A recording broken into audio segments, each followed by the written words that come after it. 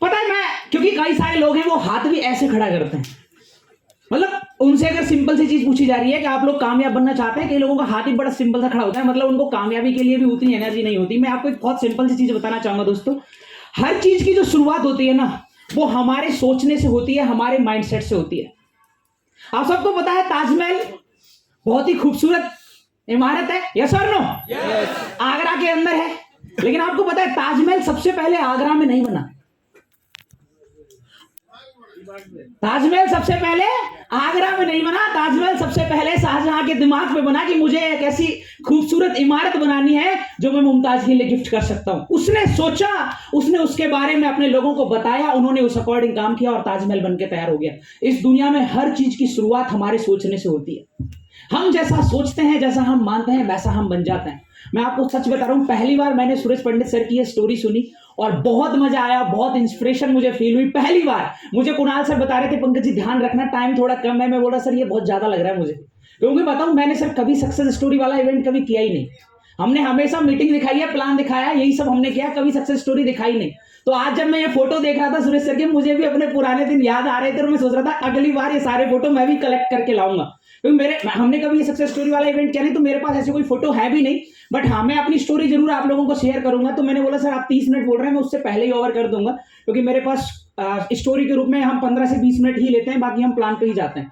But ठीक है, आज हमें बहुत सारी, क्योंकि हर बार हमें कुछ नया सीखने को मिलता है, तो आज सुरेश सर को सुन के वो सारी चीजें, मतलब होता है कि कहानियां सुना के भी बहुत मजा आता है, बहुत सारी चीजें फील होती हैं।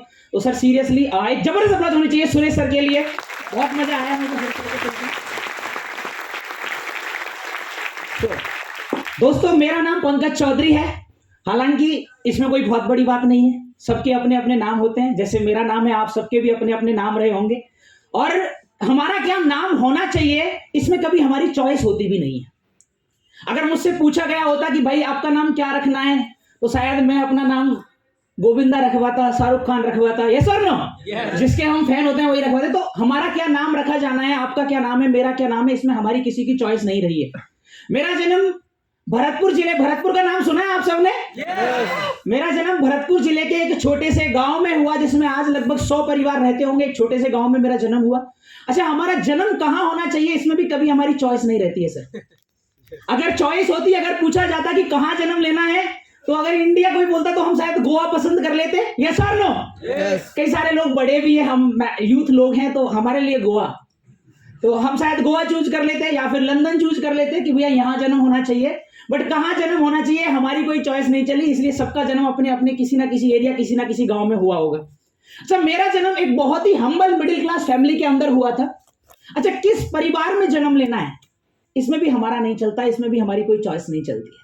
सुरेश सर बोल रहे थे कि अगर मेरे से कोई पूछा था तो अपने बापू के पास तो मैं बिल्कुल पैदा नहीं हो रहा होता, और ये सच है। अगर हम सबसे कोई पूछे तो हम सब, जो सर ने बोला सबके साथ है, हम सब उस घर में तो पैदा नहीं होना चाहते, प्यार बहुत है लेकिन उस घर में तो पैदा नहीं होना चाहते, उन सिचुएशंस में तो पैदा नहीं होना चाहते जिन सिचुएशंस के अंदर हम लोग पैदा हुए, यस और नो? अगर मौका मिलता तो हम भी शाहरुख खान के घर में पैदा होना पसंद होते, या हम भी मुकेश अंबानी के घर में पैदा होना पसंद करते, कम से कम जिंदगी से सुकून से चल रही होती। तो हमारा क्या नाम रखा जाना है, कहां जन्म हुआ, किस परिवार में जन्म हुआ, यह बिल्कुल हमारी चॉइस नहीं होती। लेकिन जब हम मरते हैं और हमारी जो पूरी की पूरी जिंदगी जो हमारी होती है, उस जिंदगी के अंदर हमने क्या अचीव किया, कितने कामयाब होके हम बने, हमारे नाम को किस लेवल पे हमने पहुंचाया, ये सब पूरी तरह हमारी चॉइस होती है दोस्तों, ये सब पूरी तरह हमारी चॉइस होती है। विराट कोहली का जन्म भी आप और हमारी तरह किसी साधारण से परिवार में, किसी ना किसी अस्पताल में ही हुआ होगा, यस और नो? लेकिन जब विराट कोहली की डेथ होगी ना, तब हम सब लोग उसे जान रहे होंगे। तो ये एक चीज जो मुझे पता लगी थी कि मेरा जन्म कहां हुआ ये इंपॉर्टेंट नहीं है, लेकिन जब मेरी मृत्यु होगी तो मैं अपने आप को इस लेवल पे बचा चुका होऊंगा कि लोग मेरे को जान रहे होंगे और लोग मेरे को मान रहे होंगे। तो एक साधारण सी हम्बल फैमिली के अंदर मेरा जन्म हुआ था दोस्तों। मैं सिर्फ 2 साल का था, मेरे पिताजी की डेथ हो गई। मुझे आज भी अपने पिताजी का चेहरा याद नहीं है, मैंने सिर्फ तस्वीर के अंदर अपने पिताजी का चेहरा देखा है, क्योंकि 2 साल के बच्चे को अपने पिताजी का चेहरा याद नहीं रहता, या आप भी जानते हैं। मेरी 3 बड़ी बहनें हैं, एक मेरे छोटे भाई हैं, और जब से मैं समझदार हुआ, थोड़ा सा भी दुनियादारी को समझने लगा, हल्की सी भी दुनिया मुझे समझ आई, मुझे मेरे हर रिश्तेदार ने, हर पड़ोसी ने, हर एक जन ने एक ही बात बताई कि तुम बड़े बेटे हो, क्योंकि भाई मेरा छोटा है, सिस्टर मेरी बड़ी है, तो आने वाले समय में ये जो घर है, ये जो परिवार है, इसकी जिम्मेदारी पूरी तरह तुम्हारे ऊपर होगी। तो अब तुम्हें एक ही काम करना है और वो है पढ़ाई।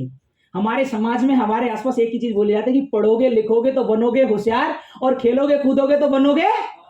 तो यही मुझे शिक्षा मिली कि बेटा तुझे पढ़ाई करनी है। अपने गांव से 9 किलोमीटर दूर एक कस्बा पड़ता है खेड़ली, अगर आप लोगों ने सुना है, गंज खेड़ली करके एक जगह पड़ती है, वहां जाके मैं पढ़ाई किया करता था और मेरी स्कूलिंग शुरू हुई।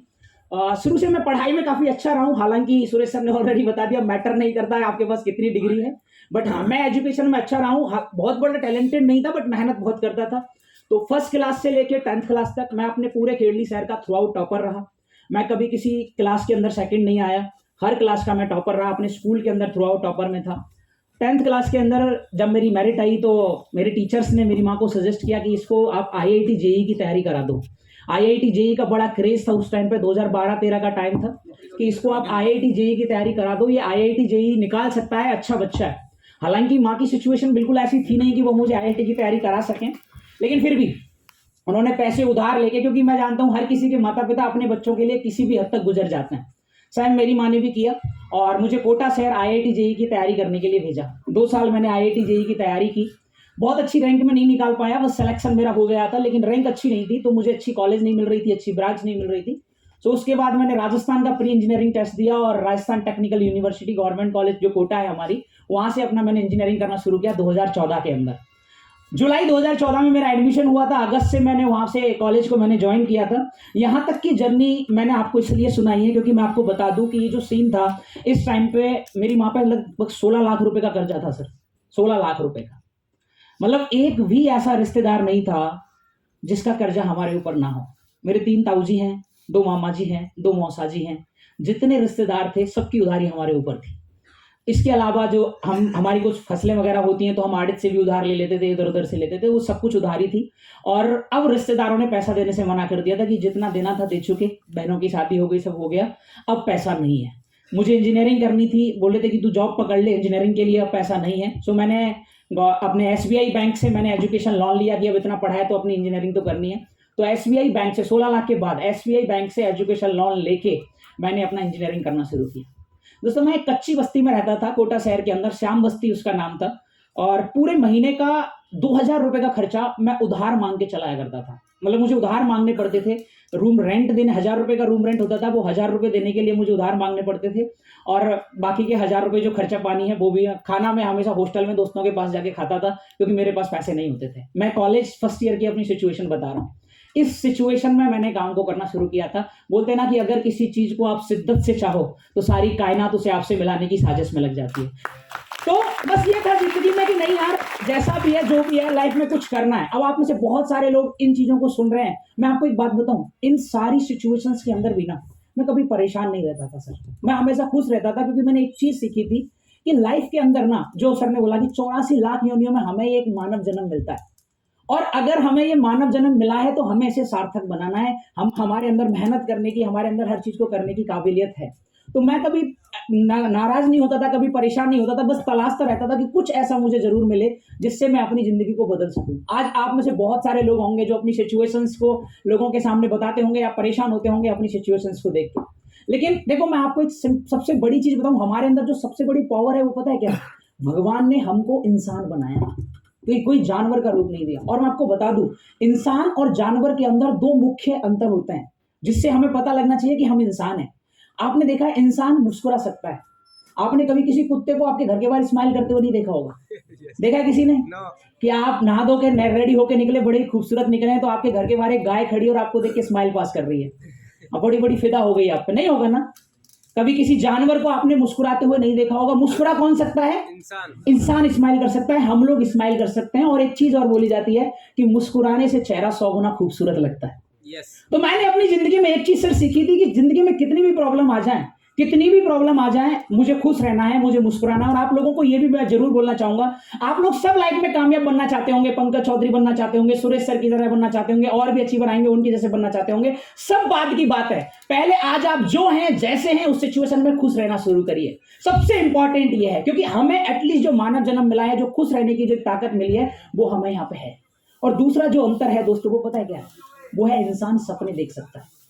आपने कभी किसी जानवर को सपने देखते हुए नहीं देखा होगा, कि जानवर, कभी कोई कुत्ता सपने देख रहा है कि यार आज तो आंटी बॉर्नविटा वाला दूध पिला दे, बच्चों को पिलाती है, हमें भी पिला दे? नहीं होगा। यस और नो? कभी नहीं हुआ होगा कि आपने किसी भैंस को सपने देखते हुए देखा है। सपने आप और हम ही देख सकते हैं। अब जैसे वैलेंटाइन डे आ रहा है, काफी पास है, हम युवाओं में बड़ा फेमस है, तो कभी हुआ है किसी के साथ आप घर से बाहर निकले, एक भैंस कीचड़ में पड़ी हुई है, आप उसे बार बार हिला रहे, सुनी नहीं रही, डंडे लेके आए, भाई क्या सोच रही है? तो बोली मैं सोच रही हूँ वैलेंटाइन डे आने वाला है। कौन सोच रही है? भैंस। भैंस सोच रही है क्या? कि वैलेंटाइन डे आने वाला है। और मैं सोच रही हूँ कि मैं और वो कौन, भैंसा, काश हमारे पास एक रेड कलर की ओपन फरारी हो और मैं और वो लॉन्ग ड्राइव पे जाएं। और इतना ही नहीं, भैंस सोच रही है कि मैं पहनूंगी रेड कलर का वन पीस और वो पहनेंगे मान्यवर वाला सूट। ये भैंस सोच सकती है? मैं क्यों ये बातें बता रहा हूं कि ये जो सपने हैं ये हम देख सकते हैं, ये पावर हमारे अंदर है। आज सुरेश सर ने बताया कि अगर उन्होंने कोई चीज अचीव की तो उन्होंने वो सपने देखे। मेरे पास क्या सिचुएशन थी वो एक अलग मैटर था, लेकिन मैं हमेशा सोचता था कि जिंदगी में कुछ ऐसा मुझे मिल जाए जिससे मैं अपनी जिंदगी को बदल सकूं, तो मैं उसके लिए हमेशा रेडी रहूंगा। मैं हमेशा उस चीज को बदलने के लिए रेडी था। सर 2015 के अंदर मेरे को भी एक ऐसी ऑर्गेनाइजेशन के अंदर काम करने का मौका मिला। आप लोग बहुत लकी हैं, बहुत ब्लेस्ड हैं कि आप लोगों से जितने भी लोगों की पहली ऑर्गेनाइजेशन बस्टिज रही है। मैं आपको सच बता रहा हूं, बस्टिज से पहले 4 साल मैंने किसी दूसरी ऑर्गेनाइजेशन के अंदर काम किया, अच्छा लेवल लिया, अच्छा चेक लिया, और उसके बाद मुझे यह समझ में आया कि अगर करियर बनाना है तो बस्टिज के अंदर जाना पड़ेगा। तो ये बहुत बड़ी बात है, आप लोग बहुत लकी है जिनकी पहली ऑर्गेनाइजेशन बस्टिज। अभी आपने देखा सुरेश सर ने कितने बड़े लेवल पे पहुंचने के बाद दोबारा ये डिसीजन लिया, शिवराज सर ने कितने बड़े लेवल 25 लाख पे पहुंचने के बाद सर को यह एहसास हुआ कि हाँ बस्टिज के अंदर करियर बनाया जा सकता है। तो ये एक लक की बात है दोस्तों। अगर लक नाम की कोई चीज होती है ना तो वो यही है कि पहली बार अगर कोई ऑर्गेनाइजेशन मिल गई और वो बस्टिज जैसी ऑर्गेनाइजेशन मिल गई, ये अपने आप में एक बहुत बड़ी बात है। मैं इतना लकी नहीं था। 2015 में मेरी डायरेक्ट सेलिंग की जर्नी शुरू हुई थी, बस्टिज के थ्रू नहीं हुई थी, किसी दूसरी ऑर्गेनाइजेशन का मैं पार्ट था। लेकिन एक चीज हमेशा ध्यान रखिए कि मेहनत आप अगर करेंगे तो आपको कामयाबी मिलेगी। सर मैंने काम करना शुरू किया 2015 के अंदर, मुझे बहुत अच्छे से याद है, पूरे 1 साल मैंने सिर्फ 1 लाख रुपए की अर्निंग की थी और अपना पहला अचीवमेंट मैंने वहां पे किया था 18 साल की उम्र में। मैं 17.5 की एज में मैंने काम शुरू किया। लोग बोलते हैं 17.5 की उम्र में बच्चों को कुछ होश नहीं रहता। मैंने 17.5 की उम्र में काम करना शुरू किया था और 18 साल की एज में मैंने 1 लाख रुपए की व्हाइट कलर की सुजुकी जिक्सर एसएफ अपने आप को गिफ्ट कर दी थी 18 साल की एज। उसके 1 साल बाद मैं 19 साल का था एंड आप यकीन करेंगे मैं कॉलेज अपनी 3rd ईयर की एंट्री i20 कार से कर रहा था और मेरा महीने का इनकम 1.5 लाख रुपए का था जब मैं 19 साल का था। मैं कॉलेज फाइनल ईयर से पास आउट हो रहा था, लोग प्लेसमेंट के लिए भागते हैं, मेरा महीने का इनकम 2,28,000 रुपए का था। मैं ट्रिप्स लगा रहा था, मैं सिंगापुर घूमने गया हुआ था जब लोग प्लेसमेंट तलाश रहे थे। उस टाइम पे मेरी गवर्नमेंट कॉलेज के सबसे सीनियर एचओडी की इनकम से 3 गुना में कमा रहा था। ये इस इंडस्ट्री का पावर मैं आप लोगों को बता रहा हूं। और अब यहां से चीजें शुरुआत होती है, यहां से मैं आपको आगे लेके चलूंगा। सब कुछ बहुत बढ़िया था, डिग्री मेरे पास थी, जॉब मेरे पास थी, सॉफ्टवेयर इंजीनियर में था, कॉलेज के अंदर टॉपर मेरा 76% मेरा था, सब कुछ बहुत बढ़िया था, इनकम अच्छी आ रही थी, गाड़ी मैंने खरीद ली थी। लेकिन मुझे एहसास हुआ कि अगर करियर बनाना है तो बस चीज के अंदर जर्नी शुरू करनी होगी। मैं जयपुर के अंदर शिफ्ट हुआ एंड फाइनली 17 अप्रैल 2019 को मेरी बस्टिज जर्नी की शुरुआत हुई थी। अब यहां से मैं आपको बस्टिज की जर्नी पर लेके चलता हूं दोस्तों। 17 अप्रैल 2019 को मेरी बस्टिज जर्नी की शुरुआत हुई थी। आप देख सकते हैं कि मैं बहुत लकी हूं कि मेरी मुलाकात गौतम वाली सर से हुई थी। जबरदस्त आवाज होनी चाहिए। आप देख सकते हैं 18 अप्रैल 2019, ये मैंने फोटो अलग से नहीं, मैंने इंस्टाग्राम का कट लगाया ताकि आप देख सकें कि जिस दिन मैंने फॉर्म भरा था उसके अगले दिन मैंने ये पोस्ट डाली थी कि मैं 18 अप्रैल 2019 की ये फोटो है। 17 अप्रैल 2019, आज से 2.5 साल पहले मेरी बस्टिज जर्नी की शुरुआत हुई थी। एकदम मेरे को नहीं पता था कितना आगे जाना है, क्या चीज है, मेरे को बस इतना पता है कि मैं मेहनत करने के लिए रेडी हूं और मैं अपनी जिंदगी बदलने के लिए बस्टिज के अंदर एक नई शुरुआत कर रहा हूं। 17 अप्रैल 2019 यहां से मेरी जर्नी की शुरुआत हुई थी। बहुत लकी था कि बाली सर से 1 घंटे मुलाकात करने का मौका मिला, उनकी सारी चीजों को समझा कि वो कितने बड़े विजन को लेके आगे जाना चाहते हैं। तो बस मैंने सर को एक बात बोली थी कि सर बस आप अपनी ब्लेसिंग दीजिए, मैं इतनी मेहनत करने के लिए रेडी हूं कि हम अगले 1 साल में बहुत बड़ा रिकॉर्ड बना देंगे और बहुत कुछ बड़ा करके दिखा देंगे। आगे के अचीवमेंट में यहां पे आपको बताना चाहूंगा, सिर्फ 16 महीने के अंदर मैंने बस्टिज के अंदर डबल क्राउन डायरेक्टर का टैग ले लिया था। सिर्फ 16 महीने के अंदर। पहले 6 महीने के अंदर मैंने अपनी पुरानी इनकम को क्रॉस किया 2.5 लाख रुपए का। 12 महीने के अंदर मेरा चेक 4 लाख रुपए का था और 16वें महीने का मेरा जो चेक था वो 8 लाख रुपए क्रॉस कर चुका था 14 साल के उम्र। 8 लाख रुपए पर मंथ की इनकम पे मैं पहुंच चुका था। और अगर यहाँ से जो भी मैं अचीवमेंट मैंने आपको बताया, ये बाइक मैंने परचेज की थी, ये i20 कार मैंने परचेज की थी, ये अभी मैंने पिछले लॉकडाउन के अंदर जून में टॉप मॉडल क्रेटा कार मैंने परचेज की थी, क्योंकि मैंने सबसे पहले अपने जितने भी लोन थे, डेफ थे, वो सारे बाहर निकाले थे। और उसके बाद रिसेंटली, जैसा मैं अभी सुरेश सर बता रहे थे, मैंने इनवाइट किया था, अभी एयरपोर्ट रोड पे मैंने 90 लाख रुपए का घर 24 साल की उम्र में परचेज किया दोस्तों, 10 की प्लेटफॉर्म के थ्रू। 24 साल की उम्र में 10 की प्लेटफॉर्म के थ्रू 90 लाख रुपए का घर मैं परचेज करता हूँ। और सच बता रहा हूँ, जब मेरी माँ ने इस घर के अंदर एंट्री की, मैं सच बता रहा हूँ, मेरी माँ के सारे दुख खत्म हो गए। मैं ये चीजें आपको क्यों बता रहा हूँ, पता है, एक ऐसा समय था जब हमारे रिश्तेदार हमें शादियों में नहीं बुलाते थे, बोलते नहीं बाहर निकालना हो जाता है एक तरीके से, इस सिचुएशन के कारण कि इनके पास तो सिर्फ उधारी ही उधारी है, आएंगे ये कुछ गिफ्ट तो लेके आ नहीं सकते, सिर्फ खाने ही आएंगे। सोच सकते हैं आप, गांव से लेके हर रिश्तेदार तक हमारी कोई पहचान नहीं थी, इवन खुद के रिलेटिव तक में हमारी कोई बहुत बड़ी पहचान नहीं थी। मेरे जो मौसी जी हैं, उनके जब लड़के मामा जी के पास आते थे तो उनको एक अलग वैल्यू मिलती थी, क्योंकि उनके बाप हुआ करते थे, उनकी नौकरी हुआ करती थी, मेरा कोई बाप नहीं था और मेरे पास कोई पैसा नहीं था, मेरी माँ हमेशा डेफ्ट में रहती थी, इतनी सारी दिक्कतें थी, तो हमें वहां पे भी कोई वैल्यू नहीं मिलती थी। मतलब हमारा कभी ऐसा नहीं था कि हमें ये कोई, जैसे होता है छोटे बच्चों में रहता है, नानी के घर जाना है, मामा के घर जाना है, बड़ी खुशी रहती है, हमें कोई खुशी नहीं थी, क्योंकि हमें पता है वहां जाके भी हमें कुछ नहीं मिलने वाला, वहां जाके भी हमें काम ही करना है, कोई कुछ भी नहीं था। और आपको मैं बता दूं, पहले दिन से अगर मेरी परवरिश हुई है तो मेरी 2-3 साल बड़ी बहनों ने मेरे को सब कुछ संभाला है, बनाया है, खाना खिलाया, सब कुछ किया है। आज जिंदगी में अगर कुछ भी हूं तो वो उन 3 बहनों और एक माँ के कारण हूं, और मेरे लिए आज वही सब कुछ है, उनकी खुशी ही सब कुछ है।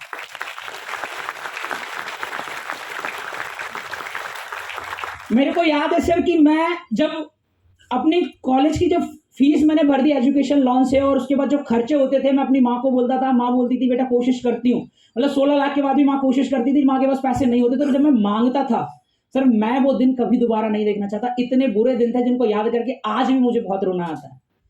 मतलब ऐसी सिचुएशन, पता है, मैं तलाश ये रहा था कि भगवान मुझे कुछ ऐसा दे दे कि मैं अपनी पूरी जिंदगी मेहनत करके ये कर्जा चुका दूं। ये मेरा सबसे बड़ा होता है जिंदगी में, कोई टारगेट होता है, मेरा टारगेट ये था। मेरा टारगेट ये नहीं था कि मैं गाड़ी खरीदूंगा और बंगला खरीदूंगा, मुझे कुछ ऐसा मिल जाए, कोई ऐसा काम मिल जाए जिससे मैं ये कर्जा चुका सकूं, लोगों की ये जो बातें हैं इनको मैं चुप करा सकूं, और अपनी बहन को एक सही जगह पे पहुंचा सकूं, अच्छी जगह शादी करा सकूं। बस यही मेरे सपने थे। लेकिन बोलते हैं ना कि आज सोचिए कि आज बस चीज का प्लेटफॉर्म कितना पावरफुल है कि आज मैं सिर्फ 24 साल का हूं, और आप सोचेंगे कि पिछले 1 साल में मेरे अकाउंट में जो बस्टीज के थ्रू जो पैसा क्रेडिट हुआ है ना, वो 90 लाख रुपए से ज्यादा है, 90 लाख रुपए से ज्यादा पिछले 1 साल में मेरे पास 90 लाख रुपए से ज्यादा पिछले 1 साल की मेरी इनकम है।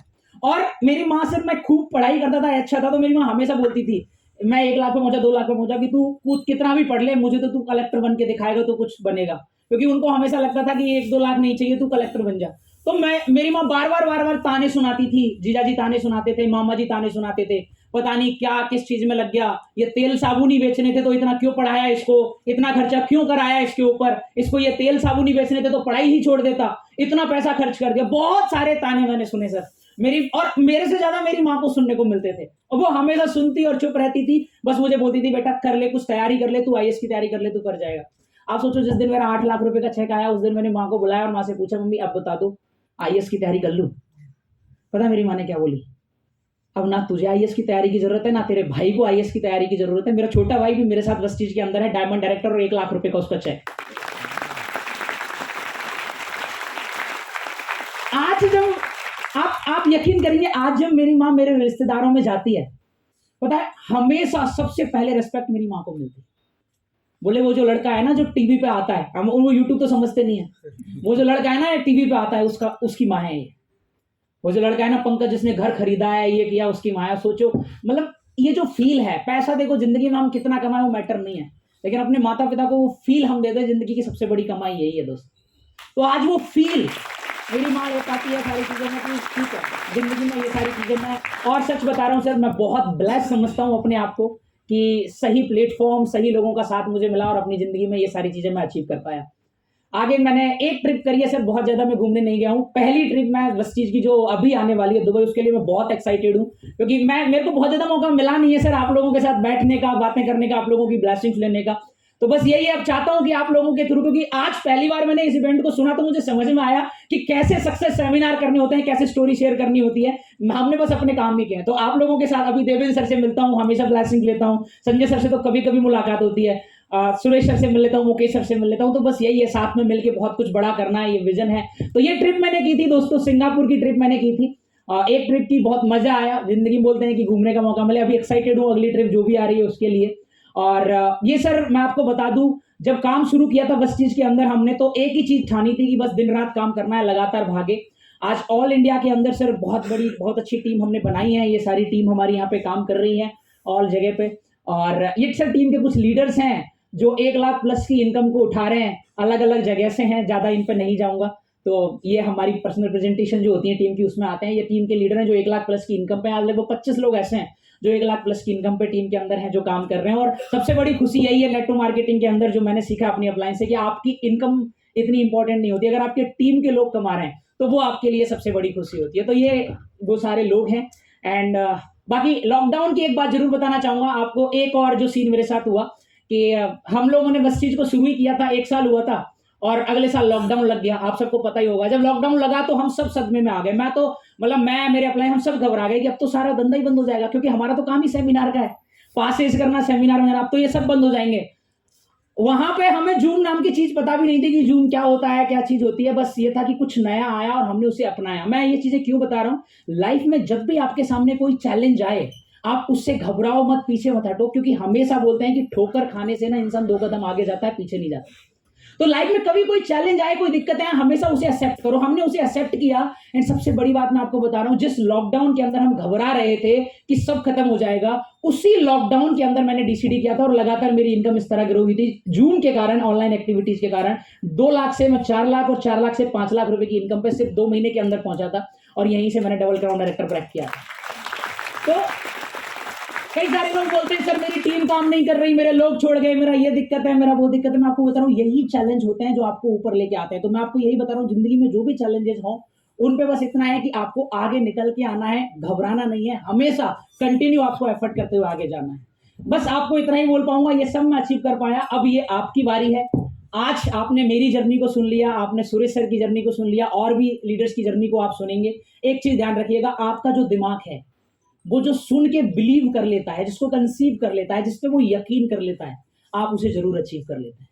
आज आपने कितनी तालियां बजाई, क्या किया, कुछ मैटर नहीं करता। एक चीज ध्यान रखिएगा दोस्तों, एक चीज ध्यान रखिएगा, आप इन कुर्सियों पे सिर्फ बैठने के लिए नहीं बने, आप इन कुर्सियों पे सिर्फ ताली बजाने के लिए नहीं बने, आप बने हैं वहां से उठ के यहां आने के लिए, और दुनिया आपके लिए ताली बजाने के लिए बनी है। इस बात को आपको ध्यान रखना है। जितने भी अचीवर्स को आप सुन रहे हैं, आगे सुनेंगे, आपने सुना है, ये सब वही शख्स हैं जिन्होंने भी अपनी जिंदगी में कभी ना कभी जीरो से शुरुआत की थी। आप भी की तरह किसी ना किसी चेयर पे पीछे बैठे थे, तालियां बजा रहे थे, दिल घबरा रहा था कि यार सामने वाले शख्स ने इतना कुछ अचीव कर लिया, हमारे साथ हो पाएगा या नहीं हो पाएगा। लेकिन उसके बावजूद शुरुआत की, हार नहीं मानी, यकीन किया, बिलीव किया, और आज वो अपनी जिंदगी में यहां पहुंच पाए। दोस्तों आपको यकीन करना होगा अपने आप के ऊपर, क्योंकि एक और कहानी दुनिया इंतजार कर रही है आपकी सक्सेस स्टोरी सुनने का। क्या आप अपनी सक्सेस स्टोरी सुनाने के लिए रेडी हैं? क्या आप सब अपनी सक्सेस स्टोरी बनाने के लिए रेडी हैं? यस और नो? क्या आप भी चाहते हैं कि आने वाले समय में जब सक्सेस स्टोरी का कोई प्रोग्राम हो तो आपको भी स्टेज पे बुलाया जाए और सुरेश सर की तरह आपकी कहानी को सुन के भी लोग हंसे, मुस्कुराएं और एक सपना लें कि हम भी अपनी जिंदगी में इस तरह कामयाब होना चाहते हैं? यस और नो? मैं आपको बता रहा हूं दोस्तों, आज आप यकीन करिए, क्योंकि बोला जाता है कि अगर एक सही प्लेटफॉर्म और सही लोग मिल जाएं तो फिर इंसान को सिर्फ एक चीज की जरूरत पड़ती है, वो है सही एक्शन लेने की। सही प्लेटफॉर्म है, सही लोग हैं, आपकी अपलाइन आपके साथ में है, आपके पास वेस्टेज का प्लेटफॉर्म है। अब जरूरत किस चीज की है? अब जरूरत है मैसिव एक्शन लेने की। इस हॉल से बाहर निकलने के बाद अपनी पूरी जो एनर्जी है वो हम अपने काम में दिखाएंगे और वहां से अपने चेक को ऊपर लेके आएंगे। So that's all from my side. Thank you so very much everyone. Thank you so much.